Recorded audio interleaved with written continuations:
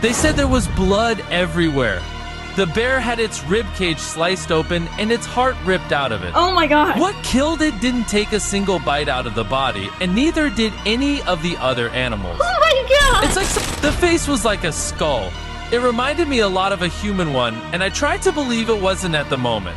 It had holes where its eyes and nose should be, and its mouth was quite small but stuck in a malevolent grin. Oh god. It turned its head to look at me dead in the eyes. Oh god. Oh, there was a dim Jesus. light inside its eye sockets, and it was enough to read what it was feeling. That thing was full of anger, spite, and hate, but for some reason toward me, as if we had met before. As if I had wronged it even before hitting it with my car. A trail of dark liquid leading further into the woods. Welcome to another episode of Drawing and Telling Horror Stories with Mr. Beast. This one gets creepy real fast. I had a road accident, but not your typical road accident. This one is different. Check this out. I hit something strange on the road. Now it's following me. As I stood over the carcass laying in front of me, I felt like I couldn't move. Maybe there was some residual shock from the crash, but I feel that it was just a small part of it. It's that the more I looked, the less sense everything made. Everything I knew started to feel just slightly wrong. I had lived in these woods my whole life and had never seen anything like that. I had run over a few animals before. On accident, I mean, of course it happens when you live around these parts, but it would always leave me a deep sadness for days. There isn't much you can do about it. It's not like wild animals are taught to check the road before crossing. They just do, and always at the worst time. It felt different this time.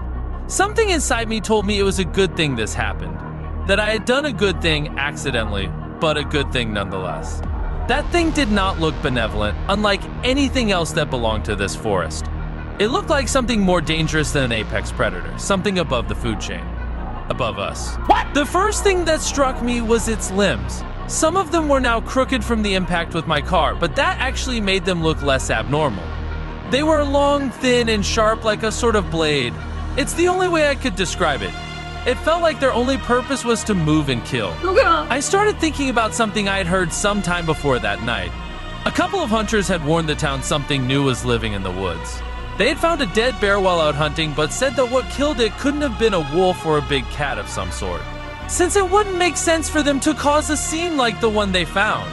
They said there was blood everywhere.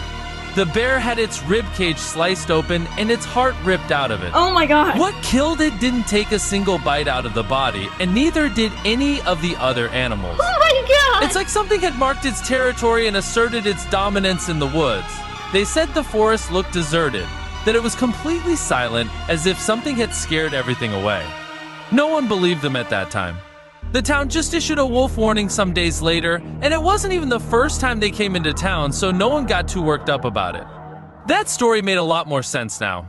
Its skin was of a dark tone. More specifically, it reminded me of the dark blue color fingers turn when they get frostbite. Oh my god. It also had this weird quality of blending with the darkness, like a camouflage of some sort, but for shadows.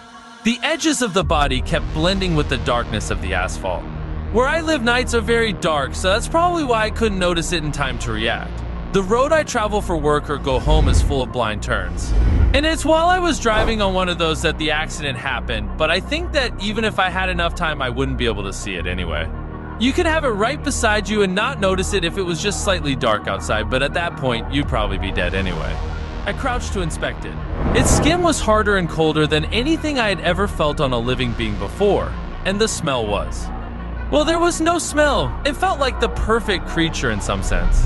Perfect for hunting or surviving anything, the weather, or attacks by other animals. It could show up and disappear like nothing ever happened. Oh my god. It would leave no trace. Nothing to go off of. Its face laid against the concrete. I thought about it hard before taking a look. I already knew that if I had turned its head to take a look at it, I'd never forget it. That it would haunt my dreams forever and never leave me alone. So I did. I pushed its cranium to roll it over. There were some hairs on the top of its head, only a few strands. The face was like a skull. It reminded me a lot of a human one, and I tried to believe it wasn't at the moment. It had holes where its eyes and nose should be, and its mouth was quite small but stuck in a malevolent grin. Oh god. It looked like the head of a corpse left to rot, but that never fully did. I looked at its lifeless face for a while. I waited for it to open its eyes and look at me because I feared that if I turned around and headed back to my car, it would get me. that it would rip me apart and steal my heart like it did with that bear. Then it twitched. A jolt of life coursed through its body. I dropped its head, fell back on the cement, and backed away as that thing, while struggling, began to stand, lifting one limb after another. It turned its head to look at me dead in the eyes. Oh God, there was a dim light inside its eye sockets, and it was enough to read what it was feeling. That thing was full of anger, spite, and hate, but for some reason toward me, as if we had met before. As if I had wronged it even before hitting it with my car. It probably wasn't an accident after all, it was just trying to get close to me. Oh my God. A light coming from behind us interrupted the moment. It was my dad. When I didn't come home at the usual time, he set out to check if I hadn't crashed somewhere on the way home, since it wouldn't have been the first time. The time it took to turn my head away was enough. I felt a breeze and very light tapping on the road cement. When I turned back to look at that thing, it was gone. He asked me what I was doing in the middle of the road like that, and I couldn't really explain myself at the time. I didn't know how to explain what happened, so I said that I had hit a deer, although the totaled front of my car raised some questions about the validity of my claim, since a deer could never render a car useless like that. Some time has passed since that night.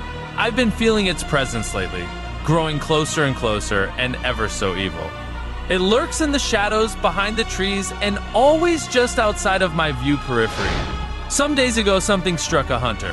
From what I was told, it's exactly like what happened to that bear once. Chest ripped open, missing heart, nothing else done to the body, and the place where they found him becoming an eerily deserted part of the woods. But there was a new detail in the scene.